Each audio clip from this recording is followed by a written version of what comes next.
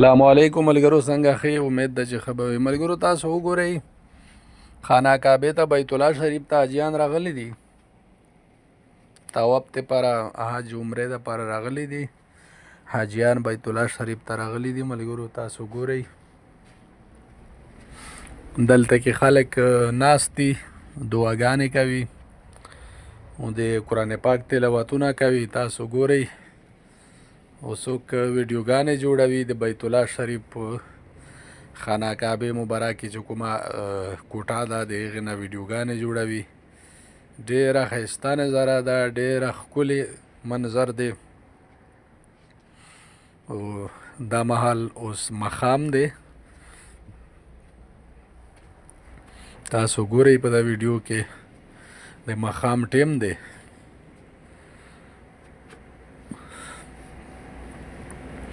ډېره ښایسته ښکاري. ملګرو تاسو د خانه کعبې مبارکه دا کوټه وګورئ. بس الله دا ټولو مسلمانانو نصیب پکې واچوي چې ټول مسلمانان راشي او د خانه کعبې دیدار وکړو، په خپلو سترګو سره خانه کعبه وګوري. ملګرو زړه دې خوشحاله شي، روح دې خوشحاله شي چې ته کله را داخل شي د خانه کعبې کوټې ته را نږدې شي، روح دې خوشحاله شي او زړه دې په سکون شي، په آرام شي.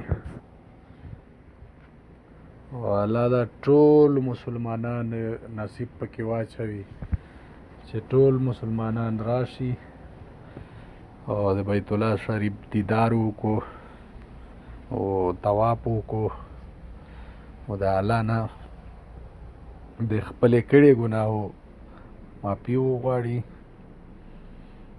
دلته کې ملګري لګیا وي، دعاګانې کوي او د الله نه معافي غواړي. چا نه په زندګي کې کوم ګناهونه شوي وي، دلته کې د الله په کور کې معافي غواړي. الله پاک ته وایي چې زه تا ته په ننواتې راغلی یم، زما ګناهونه معاف کړه. او الله پاک